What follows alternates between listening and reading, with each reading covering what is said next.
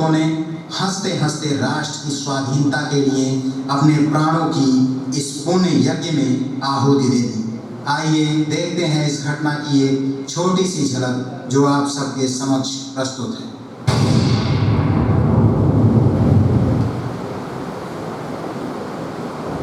Bhagat Singh, court ने तुम्हें और तुम्हारे साथियों को फांसी की सजा सुनाई है।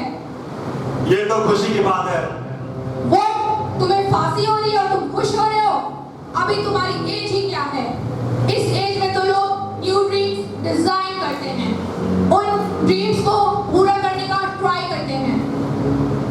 ड्रीम तो मैंने जी बचपन में देख लिया था। इसे देख रहे हैं आप जेलर साहब? इस मिट्टी को तुम ड्रीम बोल रहे हो? हाँ, ये कोई मामूली मिट्टी नहीं, ये जलियांवाले बाग की मिट्टी है जिसमें मेरे देशवासियों का लहू मिला है। इसे मैं हमेशा अपने पास रखता हूँ ताकि ये मुझे मेरे सपने, मेरे मकसद और मेरे वजूद की याद दिलाती रहे, जिसका नाम है आजादी। तुम्हें क्या लगता है तुम्हारी फांसी से आजादी मिल जाएगी? जब बहता खून शहीदों का, तकदीरें पलटी कौमों की, मुझे पता है मेरी कुर्बानी जाया नहीं जाएगी। देखो Bhagat Singh, you are a good human being. बस एक बार तुम हमारी गवर्नमेंट को अपॉलजी लेटर लिख दो। मैं पूरी कोशिश करूंगा कि तुम्हें फांसी ना मिले। मैं 3 साल का था जब मेरे चाचा शोर सिंह शहीद हुए। जब मेरे गुरु करतार सिंह ने अपनी जान की कुर्बानी दी तो मैं 8 साल का था। जो बच्चा कुर्बानियों के बीच पला बड़ा हो, आप सोच भी कैसे सकते हो आपकी सरकार को माफीनामा देगा। ठीक है भगत सिंह, कल सुबह तुम्हें फांसी दे दी जाएगी। अगर आज आप तुम्हारा इरादा बदले तो बता देना, मैं खुद ऑफिसर से बात करूंगा। दिल से निकलेगी न मरकर भी वतन की उल्फत, मेरी मिट्टी से भी खुशबुए वतन आएगी।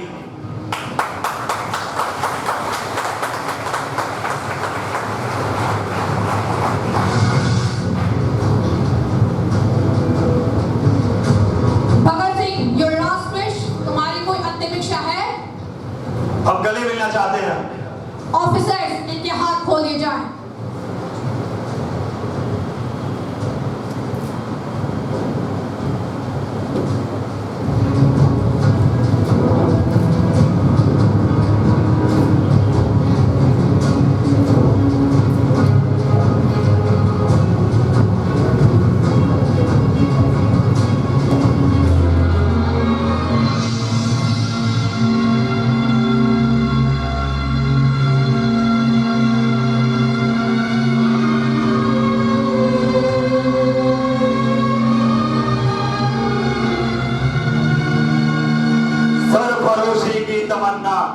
अब हमारे दिल में है, देखना है जोर कितना बाजुए का दिल में है।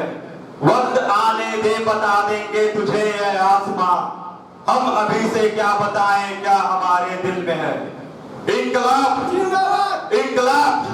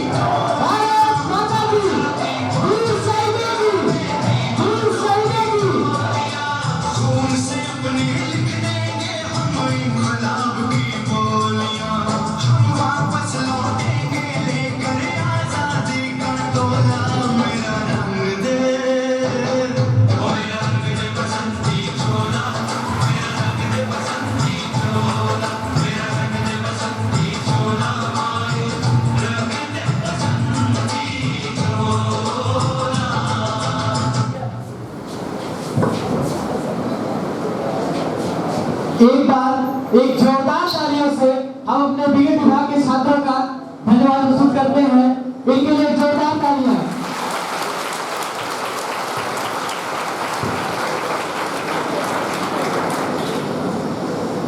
ये भी आप ही के बीच में उपस्थित छात्र थे जो कि उन लोगों की क्षतिपूर्ति लेके आए थे जो हमारे बीच अब नहीं रहे। ये वो वीर थे आज जिनकी बदौलत हम स्वतंत्रता संग्राम के सेनानियों के अर्पित श्रद्धांजलि भावपूर्ण दे रहे हैं। यह सौभाग्य है कि आजादी के अमृत महोत्सव के अंतर्गत हम उपस्थित होकर इन लोगों का दर्शन कर अभिभूत हो रहे हैं। आन देश की शान देश की हम संतान है, 3 रंगों से रंगा तिरंगा अपनी ये पहचान है। ना पूछो जमाने को क्या हमारी कहानी है, हमारी पहचान तो सिर्फ ये है कि हम सिर्फ हिंदुस्तानी हैं, हम सिर्फ हिंदुस्तानी हैं। अब हम मंच पर आमंत्रित करते हैं देशभक्ति डांस के लिए बीए सेकेंड ईयर से अभिज्ञा को।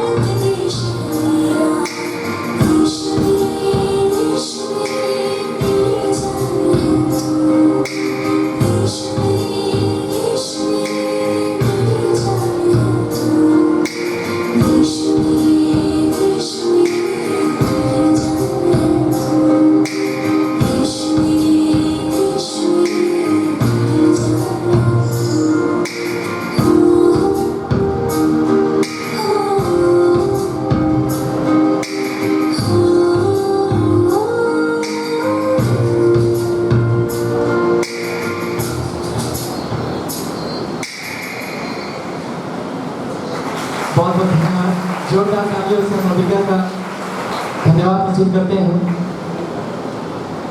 इतनी सी बात हवाओं को बताए रखना, रोशनी होगी चिरागों को जलाए रखना। लहू देकर की है जिसकी हिफाजत हमने, लहू देकर की है जिसकी हिफाजत हमने। ऐसे तिरंगे को हमेशा अपने दिल में बसाए रखना, ऐसे तिरंगे को हमेशा अपने दिल में बसाए रखना। आजादी के अमृत महोत्सव में अब इसके बाद हम मंच पर आमंत्रित करते हैं समूह गीत के लिए शिवन्या, रिया, बबली, दीपशिखा और ऋषिका को।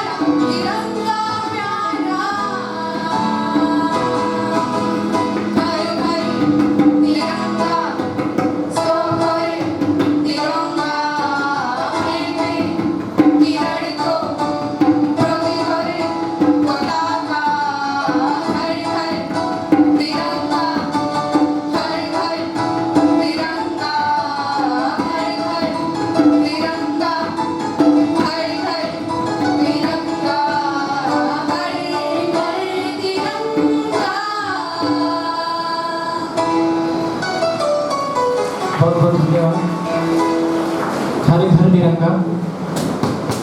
मंच से हर घर तिरंगा बोला जाएगा और आप लोग बोलेंगे घर घर तिरंगा।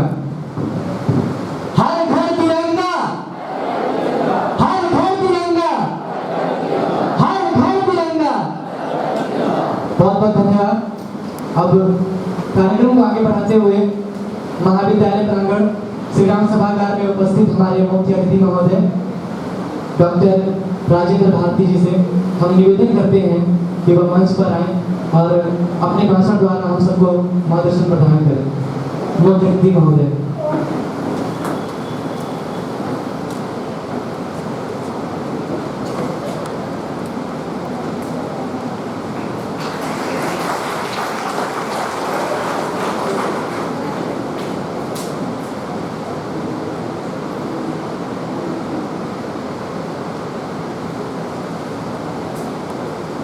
भारत माता की जय, भारत माता की जय, भारत माता की जय। वंदे मातरम, वंदे मातरम, वंदे मातरम। सर्वप्रथम मैं आप सभी लोगों को आजादी के अमृत महोत्सव स्वतंत्रता के 75 वर्ष पूरे होने पर आप सभी लोगों को और खुद को मैं हार्दिक बधाई और शुभकामनाएं देता हूं। और ऐसे ऐतिहासिक उत्सव में हमें शामिल होने का, आपको शामिल होने का और इतिहास का अंग बनने का इस आदर्श महाविद्यालय ने जो अवसर हम लोगों को प्रदान किया है, मैं इस महाविद्यालय को अपने तरफ से और आप सभी लोगों की तरफ से बहुत बहुत धन्यवाद और आभार व्यक्त करता हूँ।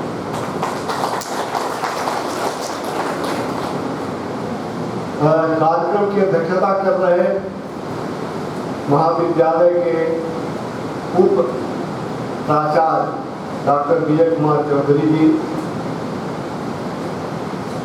मंच का संचालन कर रहे अभिज्ञा चौधरी और सुधीर पांडे जी। सुधीर पांडे जी ने तो समा बांध दिया, जिसकी जितना प्रशंसा की जाए वो कम है। And he is future leader, I must say.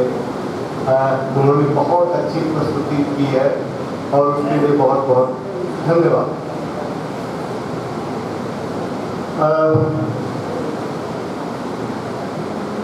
आमंत्रित बुजुर्ग बंधुओं, आचार्य बंधुओं, छात्र छात्रा भाइयों एवं बहनों, ये जो महोत्सव हम मना रहे हैं 75 वर्ष पूरे होने पर आज़ादी के, उस स्वतंत्रता के लिए संघर्ष में लाखों करोड़ों लोगों का संकल्प और संघर्ष शामिल है और उसी का प्रतिफल है, उसी संघर्ष और संकल्प का ही प्रतिफल है कि आज हम सभी लोग, हर वर्ग के लोग यहाँ उपस्थित हुए हैं 75 वर्ष की आज़ादी के महोत्सव। तमाम सारे लोगों को तो हम और आप जानते हैं, क्योंकि जब से देश आज़ाद हुआ एक विशिष्ट वर्ग के लोगों द्वारा इतिहास लिखा गया और कुछ गिने चुने लोगों का, अब मुझे पता नहीं है कि जान के या अनजाने में, उनका महिमा मंडन किया गया। जबकि आज़ादी के संघर्ष में, जो कि हम लोग ये कहते हैं 1857 से 1947, 90 वर्ष लंबा ये संघर्ष चला।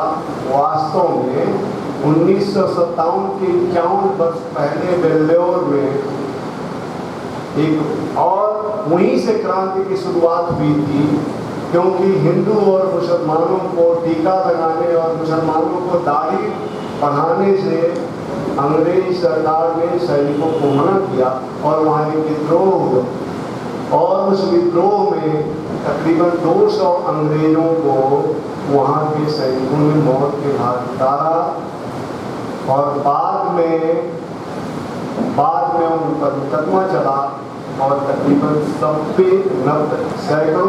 100 सैनिकों को फांसी दी गई।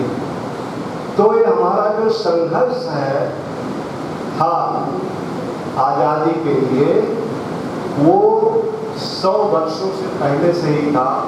वैसे मैंने कहीं एक किताब में पढ़ा था बहुत पहले कि आज़ादी की लड़ाई या स्वतंत्रता संग्राम जो हुआ भारत का या आजाद जो पराधीनता की बेड़ियां थी उस पर पहला प्रहार स्वामी दयानंद सरस्वती ने किया था और आखिरी प्रहार नेताजी सुभाष चंद्र बोस ने किया था, जो कि हमें इतिहास में नहीं पता है।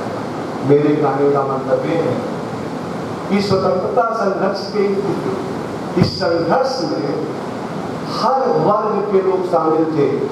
सन्यासी विद्रोह हुआ, गांव के लोग, पढ़े लिखे लोग, राजा महाराजा, अपने वनवासी, आदिवासी, कोई भी तबका ऐसा नहीं था जिसने की आजादी के लंबे चले संघर्ष में भाग नहीं लिया हो और तमाम सारे हजारों लाखों लोगों ने बलिदान दिया। इसमें से केवल कुछ एक लोगों का नाम हम जानते हैं और हम ये भी जानते हैं कि अहिंसा के पुजारी गांधी जी के अहिंसक आंदोलन जो हुआ या जो उन्होंने अहिंसा को आधार बना करके जो किया, केवल उससे आज़ादी नहीं मिली। इसको अगर इतिहास को फिर से लिखा जाए तो पता चलेगा कि इसके पीछे तमाम सारी ऐसी बातें थीं जिसके नाते अंग्रेज बाध्य हो गए सत्ता को भारत के नेताओं को हस्तांतरित करने के लिए, जबकि आपको पता है जहाँ इस भारत माँ ने ऐसे ऐसे लाभ को पैदा किया। मैं केवल 2-1 का नाम लूंगा जो कि सोच करके लगता है ये कैसे संभव है, क्या ये मानवीय कृत्य है क्या। नेताजी सुभाष चंद्र बोस विदेश में जाकर के एक सेना तैयार कर देते हैं, सेना खड़ी कर देते हैं जिसमें महिलाएं, पुरुष और सभी धर्मों के लोग होते हैं और वो अंग्रेजों से या मित्र सेनाएं जिसको कहते हैं उनसे लड़ते हुए सबसे पहले भारत के कुछ भूभाग को उन्होंने स्वतंत्र किया संघर्ष करके और सबसे पहले स्वतंत्र भारत भूमि पर तिरंगा फहराने वाले नेताजी सुभाष चंद्र बोस थे, जो कि हम लोगों को नहीं पता।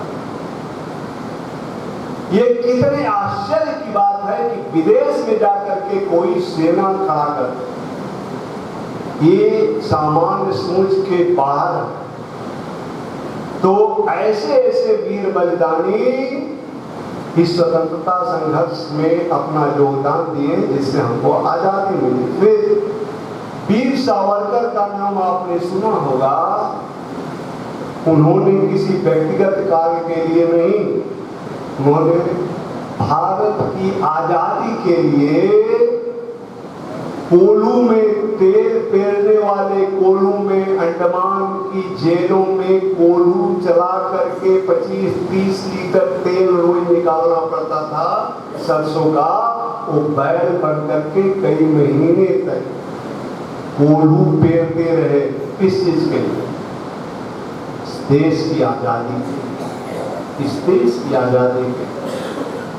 उनका कोई व्यक्तिगत काम नहीं था, वो भी आराम से रह सकते थे। बहुत पढ़े लिखे विद्वान आदमी से बहुत ही विदेशी शिक्षा प्राप्त थे, तो उन्होंने ऐसे ऐसे तमाम सारे हजारों लाखों लोगों ने अपना बलिदान दिया आपके गोरखपुर में एक चौरी चौरा कांड हुआ, आपको पता नहीं है। अगर चौरी चौरा कांड न हुआ होता तो स्वतंत्रता शायद पहले मिल जाती, या स्वतंत्रता का इतिहास ही कुछ और होता।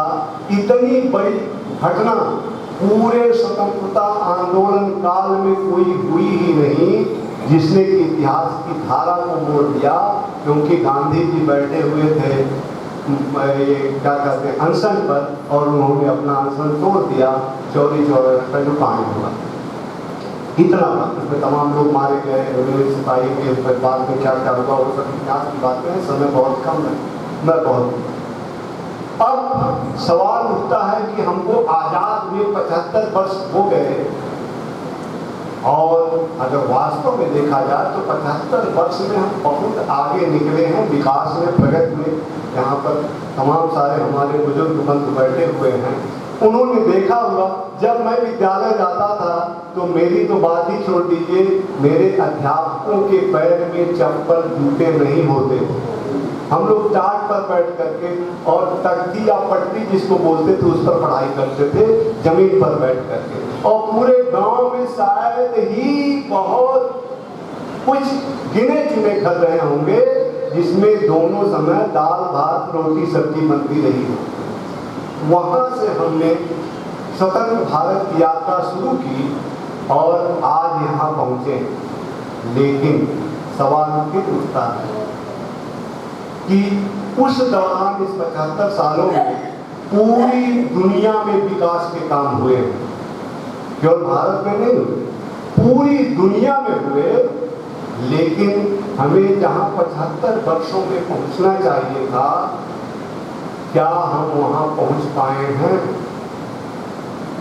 आज भी अभी 2-4 साल 5 साल पहले तक लाखों करोड़ों लोगों के पास रहने के लिए छत नहीं थी, भूखमरी थी, बच्चों को शिक्षा नहीं। हमारी माँ बहनें खुले में जाती थी शौच के लिए। और मेरे कहने का मतलब कि जितना उन्नति होना चाहिए था, प्रगति या विकास होना चाहिए था, क्यों नहीं हुआ? मैं इस पर बहुत विचार करता हूँ और मैंने बहुत सोचा है कि आखिर ऐसा क्या हुआ कि हमसे पीछे उसी समय द्वितीय विश्व युद्ध के बाद इजराइल नामक देश बना। जापान तहस नहस हो गया था द्वितीय विश्व युद्ध में जो 1944-45 में खत्म हुआ। चीन 1945-46 में वहां की सरकार नई सरकार आई। ऐसे तमाम ऐसे राष्ट्र हैं जिन्होंने स्वतंत्रता की या अपनी राष्ट्र की यात्रा हमारे साथ ही शुरू की, और आज वो कहाँ हैं, हम कहाँ हैं? कारण क्या है? क्योंकि जब भी हम इस तरह का उत्सव मनाते हैं तो हमें सिंहावलोकन करना होता है कि हम क्या थे, क्या हो गए और अभी क्या होना है।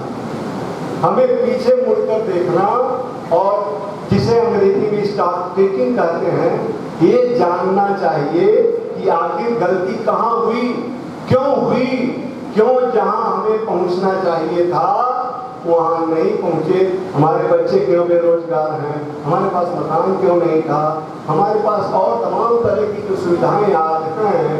हमारी माता बहनें जो हैं वो लकड़ी धुएं में बैठ करके खाना आज भी बनाती थी, खुले में शौच जाती थी।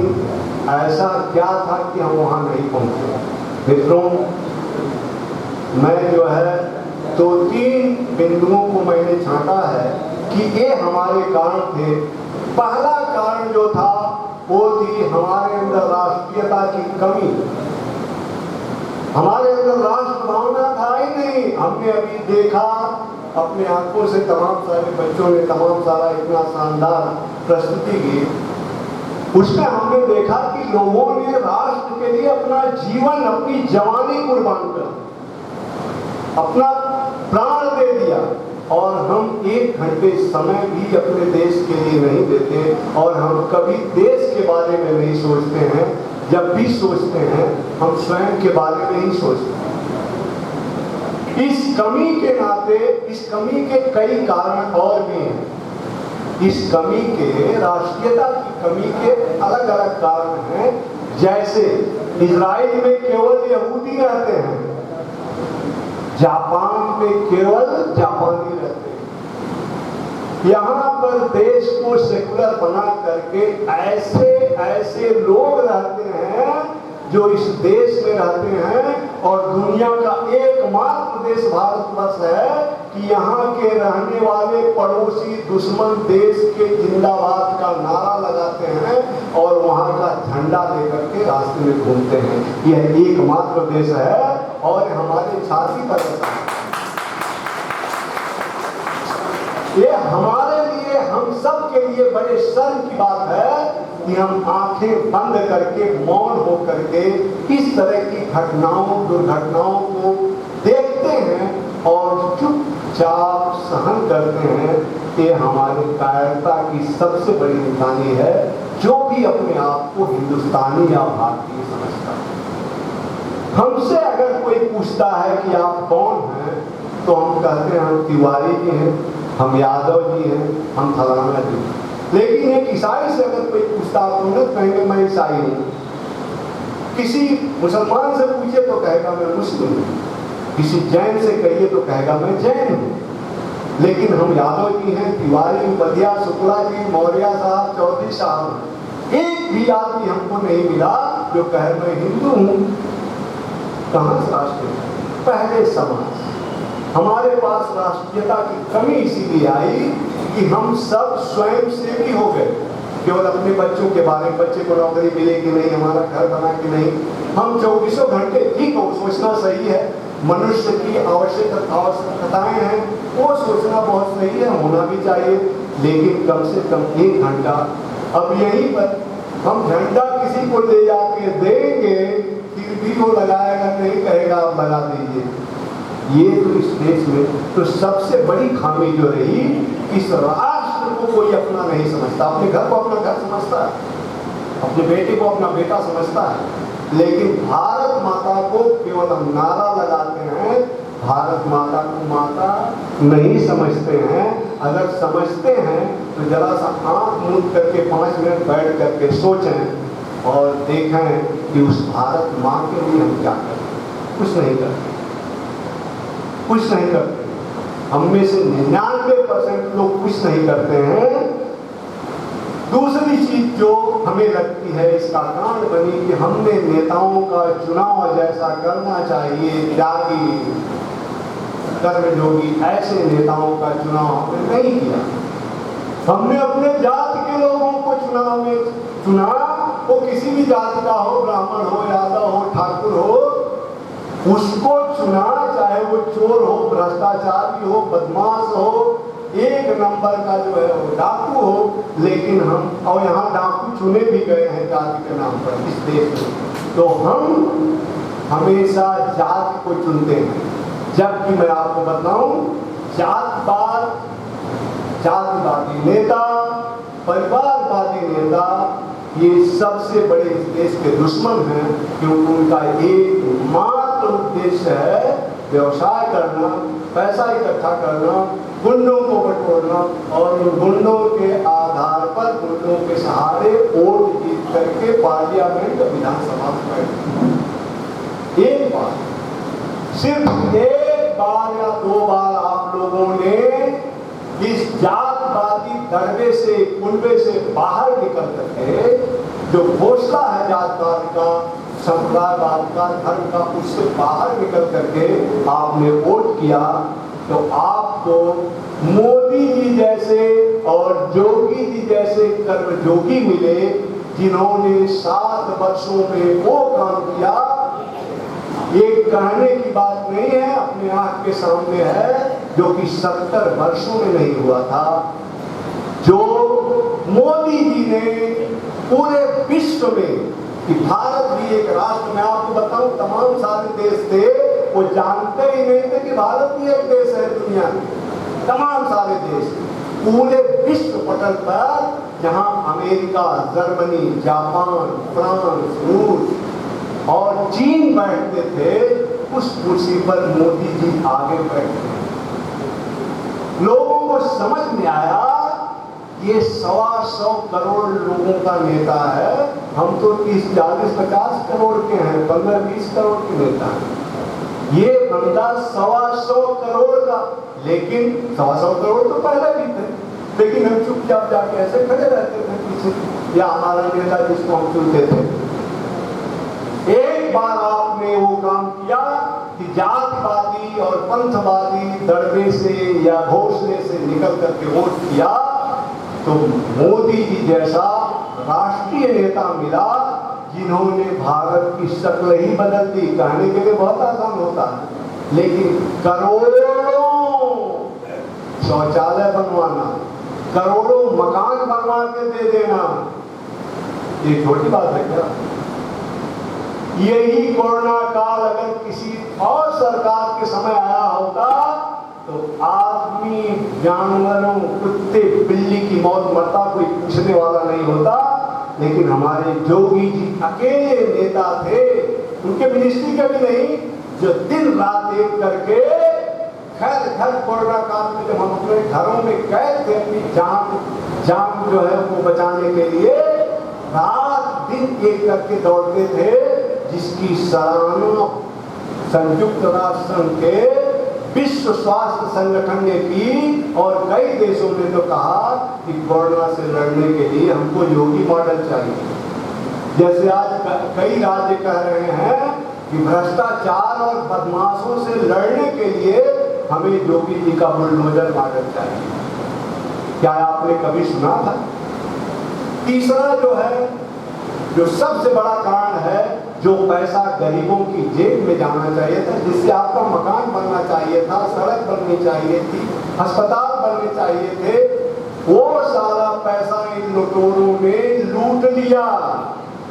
जिनको आप तथाकथित नेता कहते हैं, 50-60 साल से जिन्होंने इस देश का राज किया, और वो पैसा निकल, कभी आपने देखा था? 70 साल हो गए कि एक घर में 50-50 करोड़ मिल रहे हैं, 50-50 करोड़ एक घर में। कभी सोच रखा था कभी निकलेगा? ये मोदी जैसा नेता ही कर सकता है, जो कर्म योगी है, जिसका कोई परिवार नहीं, हम ही और आप परिवार हैं, वैसे ही योगी जी हैं।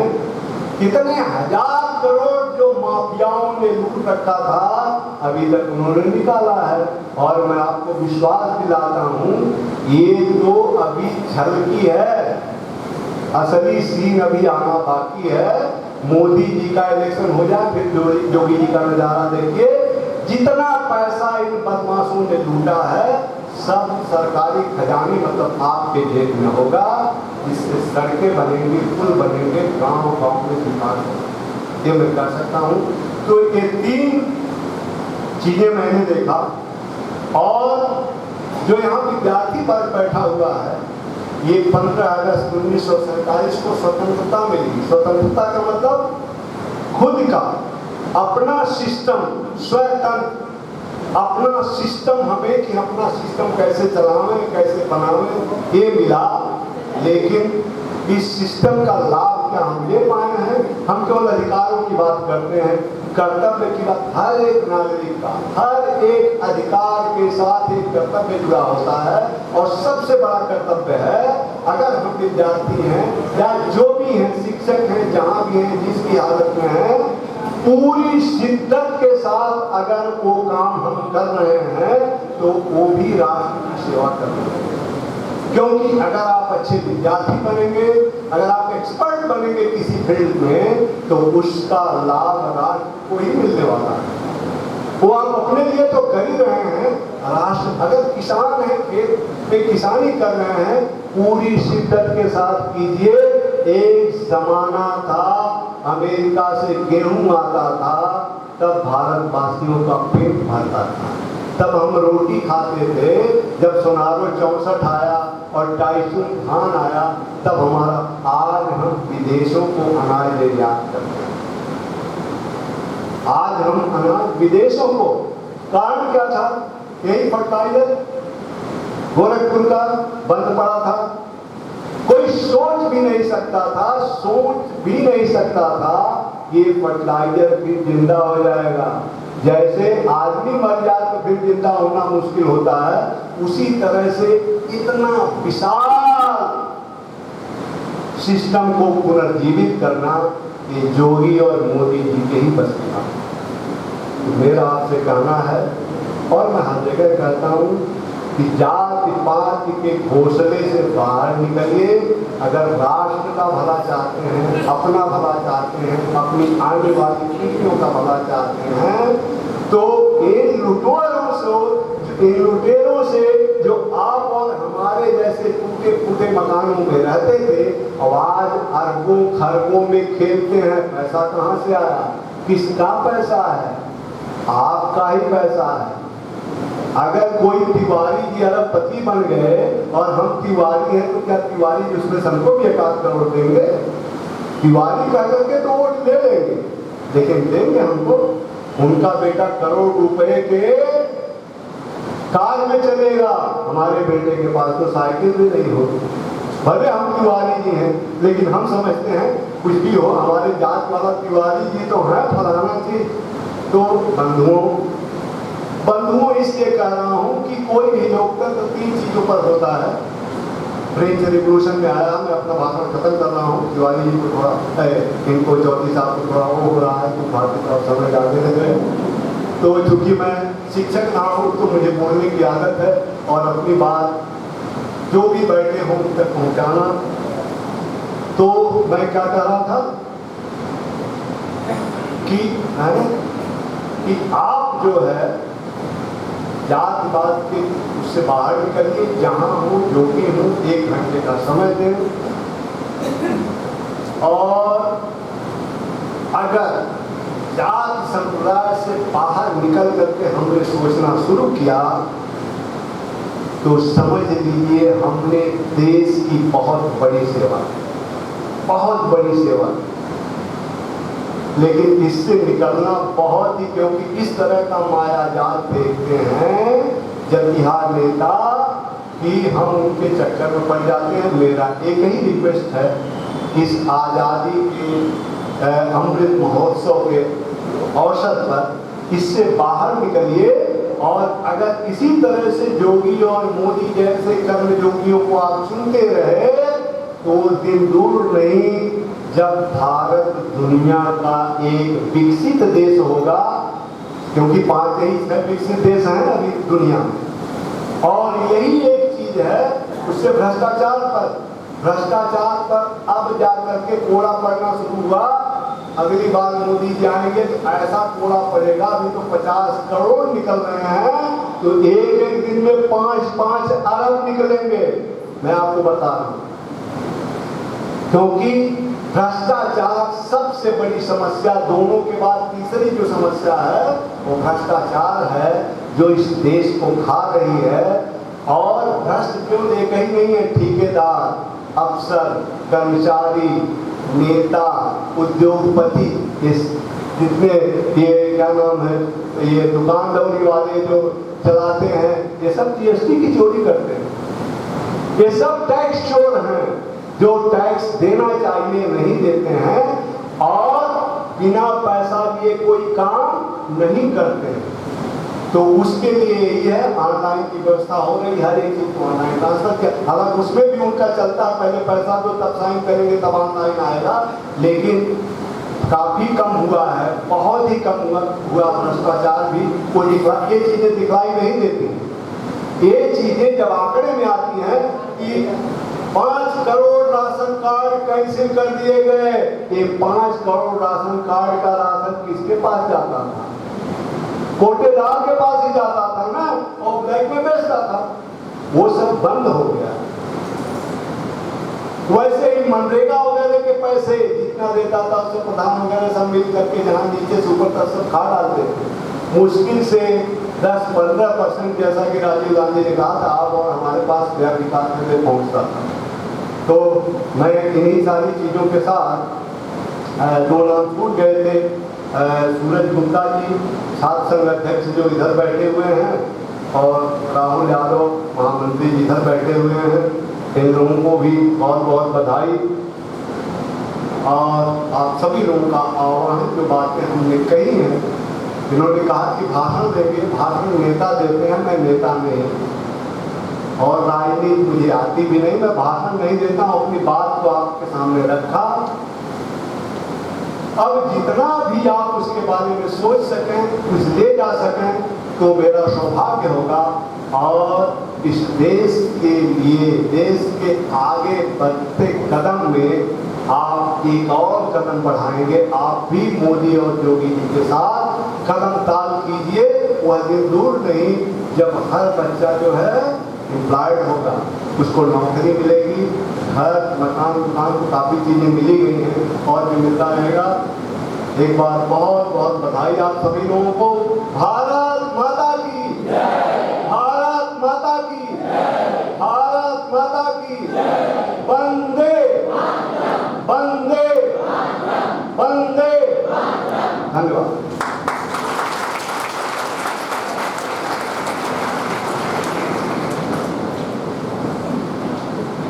सादर धन्यवाद सर।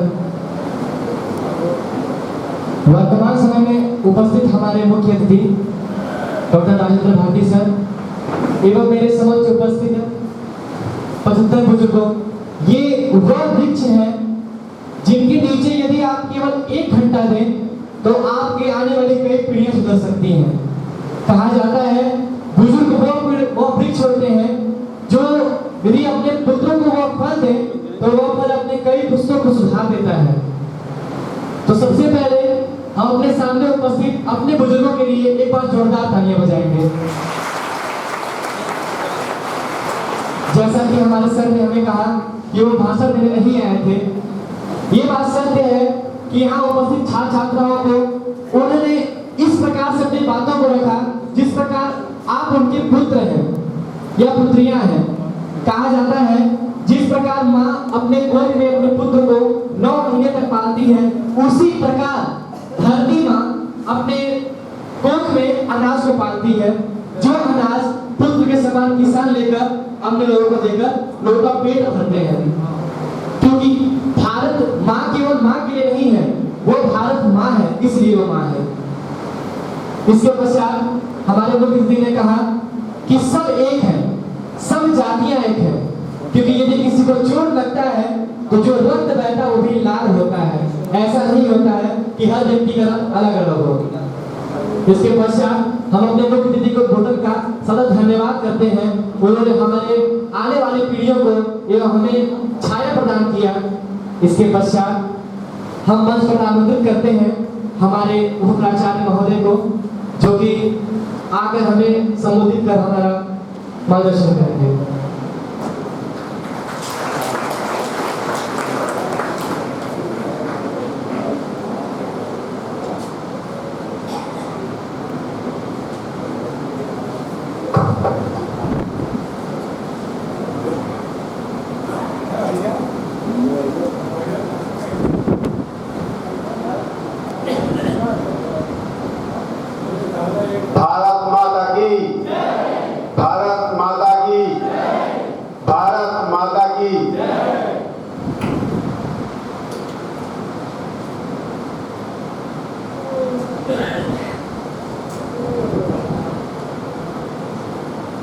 हम सभी लोग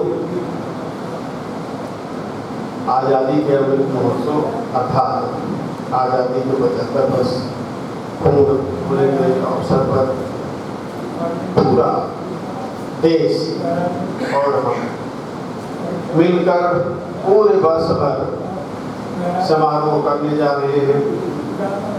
हर जगह समारोह आयोजित होंगे और उसमें विभिन्न कार्यक्रम होते रहेंगे। उसी क्रम में हमारा महाविद्यालय